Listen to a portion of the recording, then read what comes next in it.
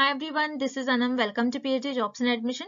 सो आज के इस वीडियो में हम दिल्ली यूनिवर्सिटी के पीएचडी एंट्रेंस एग्जामिनेशन के लिए रिसर्च मेथोडोलॉजी के कुछ इंपॉर्टेंट एमसीक्यूज जो जनरली आपको पूछे ही जाते हैं।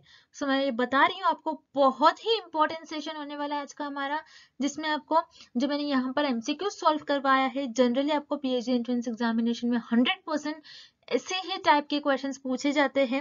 इन क्वेश्चंस में से एक क्वेश्चन जनरली आपको एग्जामिनेशन में पूछा ही जाएगा। अच्छे तरीके से आपको ये वीडियो देखना है, सारे एमसीक्यूज को सॉल्व कर लेना है।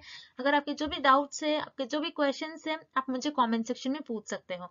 अब जैसे कि आपको पता है, दिल्ली यूनिवर्सिटी के पीएचडी एंट्रेंस एग्जामिनेशन के एप्लीकेशन फॉर्म की जो लास्ट डेट थी वो जा चुकी है, जो कि थी 10 जुलाई 2022। तो जल्द से जल्द अभी चांसेस है कि आपके एंट्रेंस एग्जामिनेशन की डेट्स आ सकती है। तो इसके लिए आपको प्रिपरेशन जल्द से जल्द स्टार्ट कर देनी है।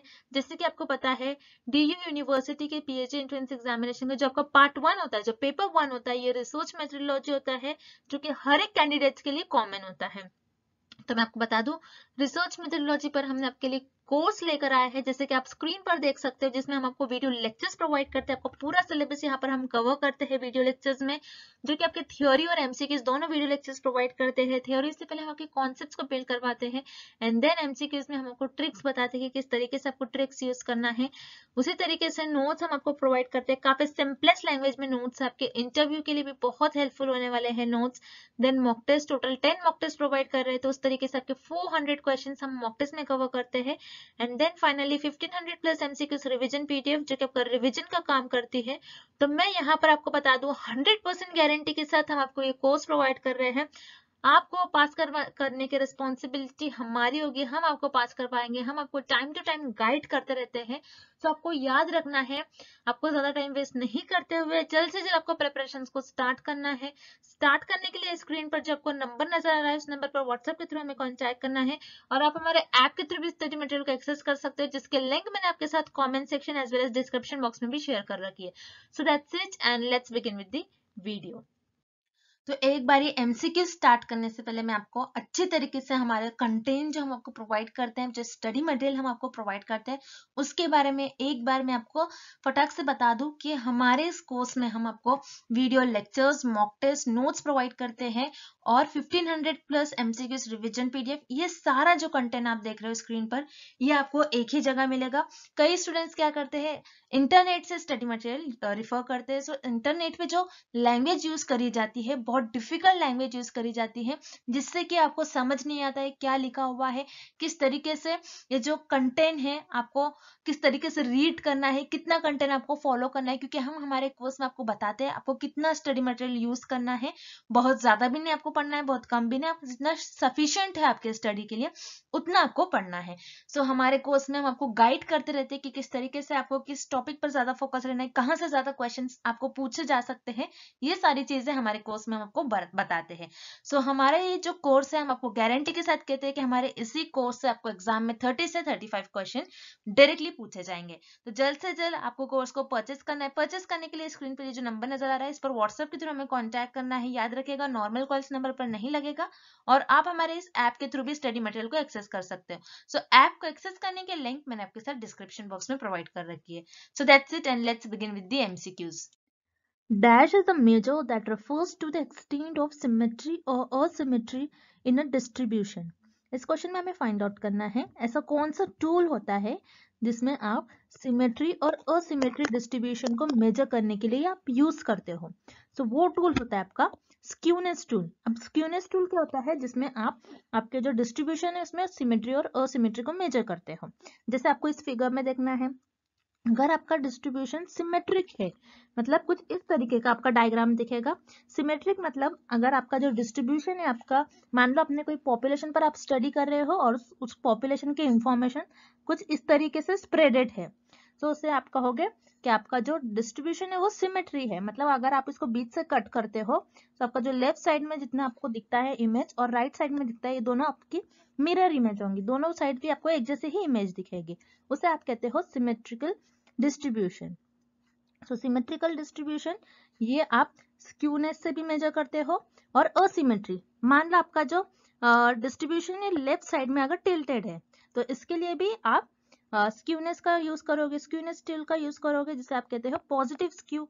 अगर आपका जो ग्राफ है, आपका जो डिस्ट्रीब्यूशन है, ये राइट साइड में टिल्टेड है, जिसे आप कहते हो नेगेटिव स्क्यू।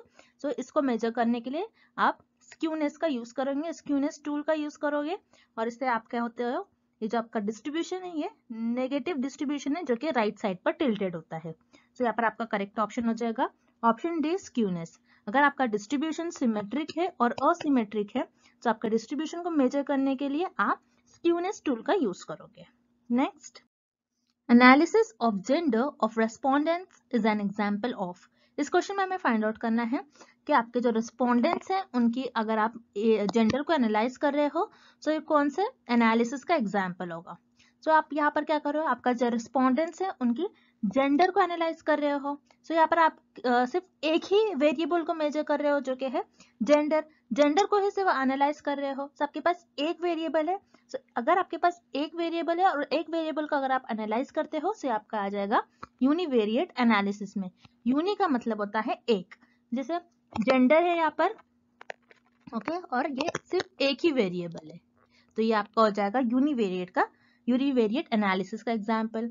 अब बाइवेरिएट एनालिसिस क्या होता है, जिसमें दो वेरिएबल है। अब मान लो आप जेंडर के साथ साथ रिस्पोंडेंट्स की हाइट भी मेजर कर रहे हो, सो यहाँ पर दो वेरिएबल हो जाएंगे। सो इस केस में आप बाइवेरिएट एनालिसिस का यूज करोगे। अब मल्टीवेरिएट क्या होता है, जिसमें आप दो से ज्यादा वेरिएबल्स पर एनालाइज करते हो, तो आप मल्टीवेरिएट एनालिसिस का यूज करेंगे। अब जैसे मल्टीवेरिएट एनालिसिस में आपको एनालाइज करना है रिस्पोंडेंट का जेंडर, उनकी हाइट और उनका वेट। तो इस केस में आपके पास तीन वेरिएबल है। तो अगर दो से ज्यादा वेरिएबल्स होंगे, तो आप मल्टीवेरिएट एनालिसिस का यूज करोगे। तो जैसे कि इस क्वेश्चन में आपके पास सिर्फ एक ही वेरिएबल है, जो कि है जेंडर। तो जेंडर इस वेरिएबल को एनालाइज करने के लिए आप यूनिवेरिएट एनालिसिस का यूज करोगे। दैट्स व्हाई यहाँ पर आपका करेक्ट ऑप्शन हो जाएगा option A, univariate analysis. Next question, The sampling interval k is determined by the equation. इस क्वेश्चन में हमें फाइंड आउट करना है सैम्पलिंग इंटरवल, जिसको आप k से रिप्रेजेंट करते हैं, इसको आप किस इक्वेशन से डिटरमाइन करोगे। अब सैम्पलिंग इंटरवल होता क्या है, आपको पहले ये पता होना चाहिए। सैम्पलिंग इंटरवल्स मतलब आप सैंपल्स को कितने इंटरवल्स पर कलेक्ट कर रहे हो। तो सैम्पलिंग इंटरवल्स आप जनरली सिस्टमैटिक सैम्पलिंग में यूज करते हो। अब सिस्टमैटिक सैम्पलिंग में आप किस तरीके से सैम्पलिंग इंटरवल करते हो। अब मान लो जैसे आपकी जो पॉपुलेशन है वो 100 है। अब आपकी जो पॉपुलेशन है पूरी 100 पॉपुलेशन है, तो आप 100 के 100 पॉपुलेशन पर रिसर्च परफॉर्म नहीं कर सकते, बिकॉज ये बहुत टाइम टेकन प्रोसेस हो जाएगा। तो 100 पॉपुलेशन है और आपको चाहिए जो मेरा सैंपल होगा, वो सैंपल में सिर्फ 10 लोगों पर रिसर्च परफॉर्म करूंगा। तो आप क्या करोगे इस केस में, आप कुछ इंटरवल्स पर, आपके पास पॉपुलेशन है और उस पॉपुलेशन में से आप कुछ इंटरवल्स पर सैंपल सेलेक्ट करोगे। तो इस केस में आपका जो सैम्पलिंग इंटरवल है, जिसको आप के से रिप्रेजेंट करते हो, तो ये आपका हो जाएगा capital N divided by N. Capital N जिसको आप पॉपुलेशन कहते हो, आपकी पॉपुलेशन मान लो इस केस में 100 है और सैंपल आपको 10 चाहिए, तो यहाँ पर आपकी जो के की वैल्यू आ जाएगी वो हो जाएगी के। सैम्पलिंग इंटरवल हो जाएगा आपका के। सो के की वैल्यू 10 आ रही है, मतलब अगर आपकी जो पॉपुलेशन है वो टोटल 100 है, तो अगर आप पॉपुलेशन में से पहले पर्सन को सिलेक्ट करते हो, तो आप 10 के गैप पर, आप 10 के गैप पर आप क्या करोगे, 10 का गैप लोगे और देन 11th वाले पर्सन को सिलेक्ट कर लोगे। देन 11 वाले पर्सन को सिलेक्ट करने के बाद अगेन आप 10 का गैप लेकर 21st नंबर वाले पर्सन को सिलेक्ट कर लोगे। ऐसे ही आप 10 का गैप लेकर 31st वाले पर्सन को सिलेक्ट कर लोगे।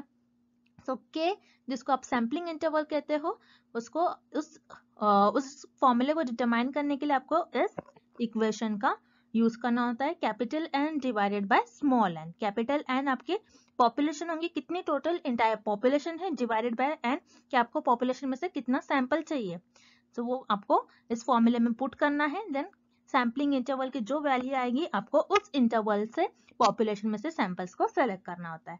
सो यहाँ पर सैम्पलिंग इंटरवल को डिटरमाइन करने के लिए आपको इस इक्वेशन का यूज करना है, k is equals to capital N divided by small n. तो यहाँ पर आपका ऑप्शन डी करेक्ट हो जाएगा।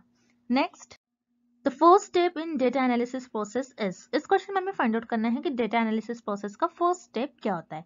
अब डेटा एनालिसिस प्रोसेस के ये टोटल 5 स्टेप्स होते हैं, आपको ये सारे स्टेप्स याद रखने हैं। डेटा एनालिसिस प्रोसेस का फर्स्ट स्टेप होता है एडिटिंग ऑफ डेटा, कि आपको डेटा को कैसे एडिट करना है। अब रिसर्चर ने अपने इंटरव्यूज के थ्रू, मान लो इंटरव्यूज के थ्रू रिसर्चर ने रिस्पोंडेंट से जो भी आंसर्स उनके रिकॉर्ड किए होंगे, तो समटाइम्स कुछ मिस्टेक्स हो जाती होंगी।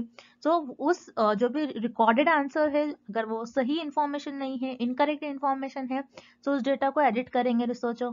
और यू कैन से रिस्पोंडेंट्स और इंटरव्यूवर्स से जो भी मिस्टेक्स हुई होंगी डेटा को कलेक्ट करने के लिए, तो उस डेटा को रिसर्चर एडिट करते हैं। एक तरीके से डेटा एडिटिंग में रिसर्चर डेटा को क्लीन करते हैं, जो भी इनकरेक्ट इंफॉर्मेशन होंगी उसको हटा देते हैं। सो डेटा एडिटिंग ये आपका फर्स्ट स्टेप होता है डेटा एनालिसिस प्रोसेस का। सो यहाँ पर आपका ऑप्शन ही करेक्ट हो जाएगा। देन डेटा एडिट करने के बाद आप उस डेटा पर कोड करते हो। रिसर्चर क्या करते हैं, डेटा को कोड करते हैं। अब डेटा कोडिंग क्या होता है, अब मान लो जैसे रिसर्चर ने अपने रिसर्च में मेल और फीमेल्स दोनों पर स्टडी करा, तो मेल्स के लिए रिसर्चर एम यूज करेंगे, फीमेल्स के लिए रिसर्चर एफ यूज करेंगे। तो यहाँ पर रिसर्चर कुछ कोई कोई चीजों के लिए, कोई कोई वर्ड्स के लिए कोड यूज करते हैं। अब मान लो मेल के लिए रिसर्चर ने +1 यूज कर लिया, फीमेल के लिए -1। तो ये सारे ऐसे रिसर्चर्स कोड यूज करते हैं अपने रिसर्च में, डेटा के लिए कोड यूज करेंगे, सो उसे कहते हैं डेटा कोडिंग। सो ये आपका सेकेंड स्टेप में आता है data coding. Then third step में आता है क्लासिफिकेशन ऑफ डेटा, डेटा को कैसे क्लासिफाई करते हैं। अब रिसर्चर जो होते हैं एक पॉपुलेशन पर मान लो कोई स्टडी कर रहे हो और वो पॉपुलेशन हेट्रोजीनियस है, तो पॉपुलेशन जो हेट्रोजीनियस होती है उसको रिसर्चर पहले होमोजीनियस ग्रुप्स में डिवाइड करते हैं। होमोजीनियस ग्रुप्स में क्यों डिवाइड करते हैं, बिकॉज क्योंकि उनकी सिमिलैरिटीज, उस पॉपुलेशन की सिमिलैरिटीज, जो जो सिमिलैरिटीज है उसके बेसिस पर रिसर्चर उस पॉपुलेशन को ग्रुप्स में डिवाइड करेंगे। तो उससे क्या होगा, जो भी इंफॉर्मेशन मिलेंगी उसमें क्लैरिटी होगी। और आपका जो क्लासिफिकेशन, एक अच्छा क्लासिफिकेशन भी तभी होगा जिसमें क्लैरिटी हो, इक्वालिटी ऑफ स्केल हो, एक्यूरेसी हो। Okay, so classification of data आपका ये थर्ड स्टेप होता है। एंड देन उसके बाद आप टैबुलेशन ऑफ डेटा, रिसर्चर क्या करते हैं, आपका जो भी डेटा होता है उसको एक टेबल फॉर्म में करते हैं। प्रॉपर टेबल नंबर डालेंगे, head notes, foot notes, caption, proper topic. So उस तरीके से डेटा में टैबुलेशन में मतलब टेबल में सारी इंफॉर्मेशन लिखते, सारा डेटा लिखते हैं, ताकि दूसरे रिसर्चर अगर उस टॉपिक पर रिसर्च करे तो उस डेटा को यूज कर सके। देन उसके बाद जो भी डेटा होता है रिसर्चर उसको डायग्राम के थ्रू रिप्रेजेंट करते हैं। सो रिमेंबर फर्स्ट स्टेप होता है आपके डेटा एनालिसिस प्रोसेस का डेटा एडिटिंग। सो यहाँ पर आपका ऑप्शन है करेक्ट हो जाएगा। Next, sample is a subset of. इस क्वेश्चन में हमें फाइंड आउट करना है कि सैंपल किस ऑप्शन का सबसेट होता है। किस सबसेट मतलब किसका पार्ट होता है, किस ऑप्शन का पार्ट होगा, किस ऑप्शन का सबसेट होगा, हमें ये फाइंड आउट करना है। सो रिमेंबर आपका जो सैंपल होता है वो पॉपुलेशन का सबसेट होता है, बिकॉज आपकी जो पॉपुलेशन होती है, पॉपुलेशन में आपके जो जितने भी मेंबर्स होते हैं उनमें से थोड़े बहुत पॉपुलेशन का एक पार्ट लेते हो, थोड़े बहुत मेंबर ले लेते हो। जैसे यहाँ पर पॉपुलेशन है, पॉपुलेशन में से आपने 1 2 3 4 5 लोगों को ले लिया और ये आपका सैंपल बन गया। तो सैंपल क्या होगा, पॉपुलेशन का कुछ पार्ट और पॉपुलेशन का सबसेट। तो sample is a subset of population. So यहाँ पर आपका ऑप्शन सी करेक्ट हो जाएगा। वेयर एज ऑप्शन है आपको गिवन है डेटा। डेटा क्या होता है, सैंपल से मिलने वाली इंफॉर्मेशन को आप डेटा कहोगे। तो सैंपल जो है आपका डेटा का सबसेट नहीं होता है। सो यहाँ पर आपका ऑप्शन ए इनकरेक्ट हो जाएगा। देन ग्रुप, ग्रुप भी इस केस में करेक्ट आंसर नहीं हो जाएगा। एंड डिस्ट्रीब्यूशन, डिस्ट्रीब्यूशन मतलब आप डेटा को किस तरीके से स्प्रेड करते हो, किस तरीके से डिस्ट्रीब्यूट करते हो। तो यहाँ पर सैंपल जो है डिस्ट्रीब्यूशन का भी सबसेट नहीं होगा, बल्कि सैंपल जो होता है is a subset of population. Population का कुछ पार्ट होता है आपका सैंपल। दैट्स व्हाई आपका करेक्ट ऑप्शन हो जाएगा option C population. Next, which law asserts that the greater the number of items one chooses from a universe, the greater is the possibility of accuracy? इस question में हमें find out करना है कि कौन सा ऐसा लॉ ये कहता है कि जितने ज्यादा आपके ग्रेटर नंबर ऑफ आइटम्स होंगे फ्रॉम द यूनिवर्स, उतने ज्यादा आपके ग्रेटर रिजल्ट एक्यूरेट आएंगे। मतलब अब मान लो आपकी जो पॉपुलेशन है, अब यहाँ पर यूनिवर्स से रिलेटेड पॉपुलेशन है और आप पॉपुलेशन में से कुछ लोगों को सिलेक्ट कर रहे हो, मतलब आपका सैंपल है। अब पॉपुलेशन में आपके टोटल 100 लोग हैं, 100 पीपल है, और आपने जो सैंपल चूज किया वो ग्रेटर चूज करा। अपने सैंपल में आपके जो मेंबर्स है वो टोटल 90 है मान लो।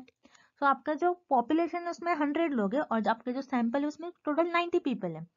अब मेरा जो पॉपुलेशन का मीन है, अब मैं समझ लो पॉपुलेशन की यहाँ पर हाइट मेजर कर रही हूँ, इस केस में मैं हाइट पर स्टडी कर रही हूँ, हाइट मेजर कर रही हूँ लोगों की।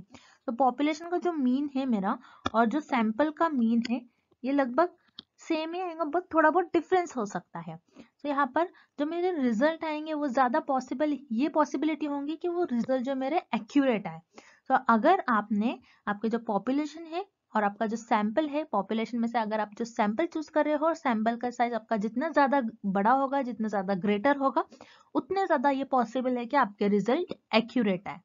तो ये लॉ आपका कहता है law of inertia of large numbers.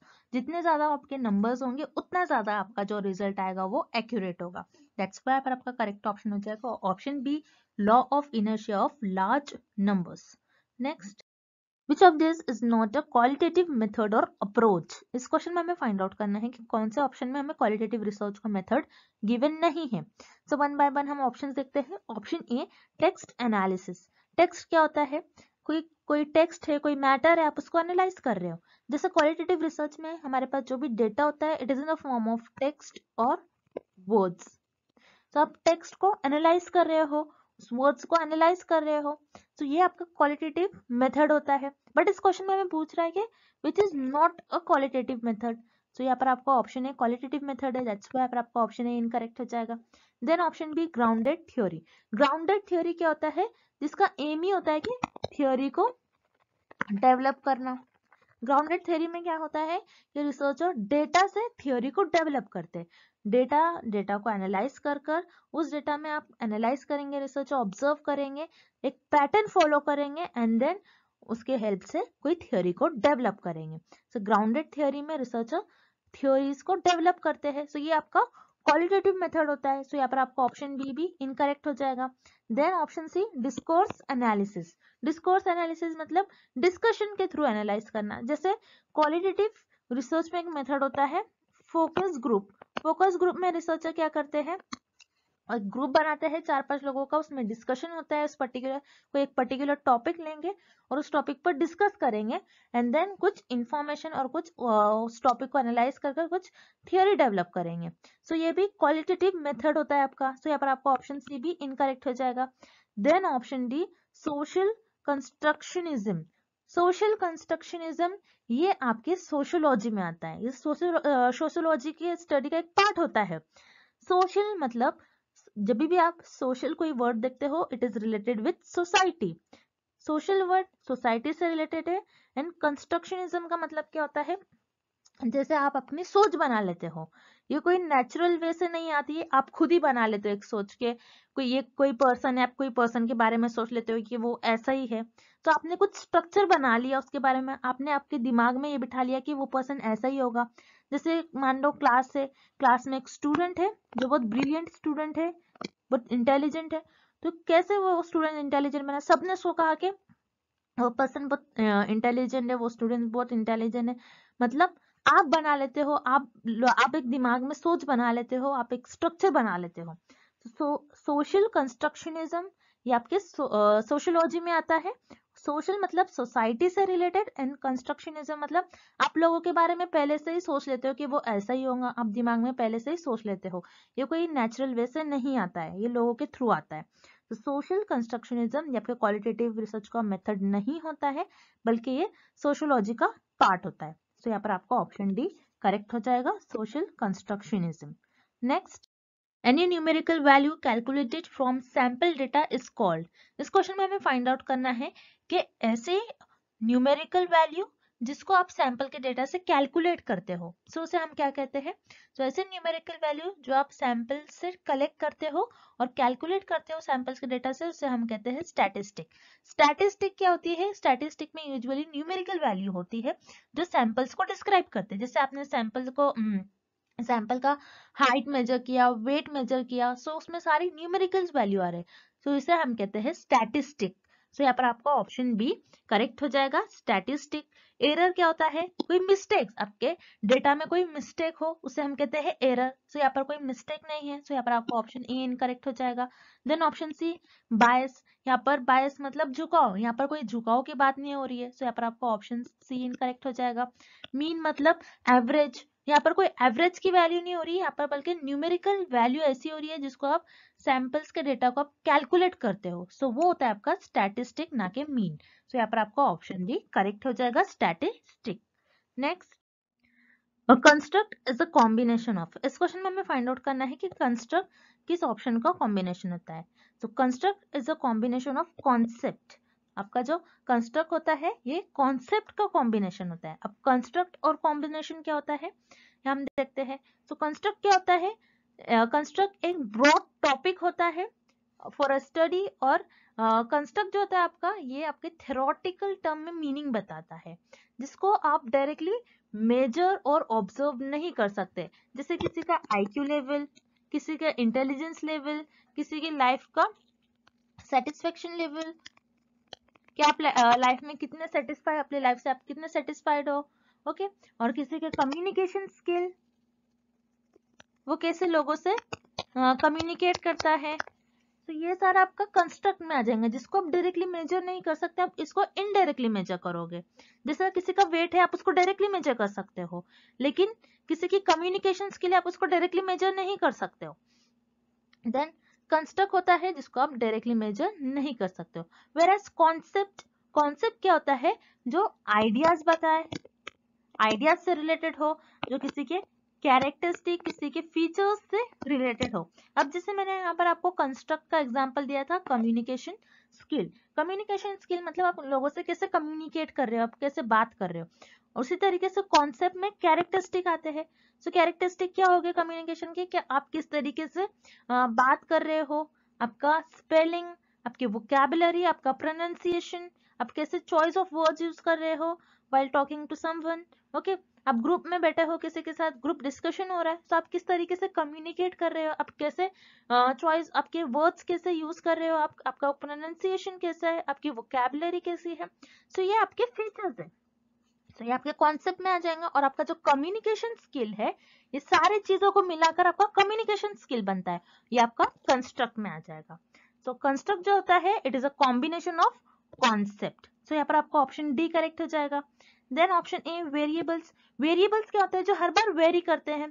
So construct is a combination of variable, ये आंसर तो हो ही नहीं सकता। सो यहाँ पर आपका ऑप्शन ए इनकरेक्ट हो जाएगा। Then option B hypothesis, hypothesis क्या होता है, हाइपोथेसिस एक टेंटेटिव स्टेटमेंट होता है जो रिसर्चर के अजम्पशंस और गेसेस पर बेस्ड होता है। तो हाइपोथेसिस ये आपका कंस्ट्रक्ट का कॉम्बिनेशन नहीं होगा। सो यहाँ पर आपका ऑप्शन बी इनकरेक्ट हो जाएगा। Then option C control factors, control factors ये आपका एक्सपेरिमेंटल रिसर्च का पार्ट होता है जिसमें आप वेरिएबल्स को कंट्रोल करने की कोशिश करते हैं।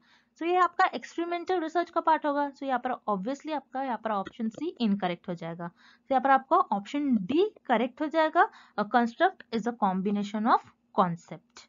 Next, probability of drawing a random sample of size n from a population of n units using SRSWOR is, इस क्वेश्चन में हमें फाइंड आउट करना है कि अगर आप आपके पॉपुलेशन में से सैंपल्स को सिलेक्ट कर रहे हो, कौन सा मेथड यूज कर SRSWOR, देन प्रोबेबिलिटी क्या चांस होगा, उसका फॉर्मूला क्या होगा, प्रोबेबिलिटी कितने पॉपुलेशन में से सैंपल सिलेक्ट हो सकते हैं, तो उसका हमें फॉर्मूला फाइंड आउट करना है। सो रिमेंबर मैंने आपको जैसे कि पिछले वीडियो में भी बताया था कि आपको एग्जाम में शॉर्ट फॉर्म में भी क्वेश्चन आते हैं। जैसे यहाँ पर कुछ कुछ बच्चों को तो समझ में ही नहीं आएगा SRSWOR होता क्या है। सो रिमेंबर SRSWOR होता है आपका simple, S for simple, R for random, simple random, again S for sampling, W for with, and O for out, without, simple random sampling without replacement, okay। तो इसका full form होता है SRSWOR का full form होता है simple random sampling without replacement. मतलब अगर आपके पॉपुलेशन में से सैंपल सेलेक्ट कर रहे हो तो आप उसको रिप्लेस नहीं करोगे, फिर से पॉपुलेशन में फिर से उस मेंबर को नहीं भेजोगे। तो आपने ये मेथड यूज कर पॉपुलेशन में से सैंपल को सेलेक्ट कर लिया, तो उस केस में आप कौन सा फॉर्मूला यूज करोगे, तो आप फॉर्मूला यूज करते हो 1/, यहाँ पर पॉपुलेशन के लिए आप कभी भी आपको याद रखना है पॉपुलेशन के लिए आप कैपिटल N यूज करते हो, तो यहाँ पॉपुलेशन है आपकी। देन C फॉर चूज, कि आप पॉपुलेशन में से कितने लोग को चूज कर रहे हो। सो यहाँ पर आप पॉपुलेशन में से आप n मतलब n सैंपल चूज करोगे। सो ये फॉर्मूला आप यूज करते हो। प्रोबेबिलिटी मतलब चांस, कितना चांस होंगे कि पॉपुलेशन में से सैंपल सिलेक्ट होने के। सो कभी भी प्रोबेबिलिटी आता है तो 1 अपॉन आ जाता है। सो 1 upon capital N C small n। सो ये आपका फॉर्मूला हो जाएगा। सो यहाँ पर आपका करेक्ट ऑप्शन हो जाएगा ऑप्शन सी। एंड आज के लिए बस इतना ही, and thank you for watching this video.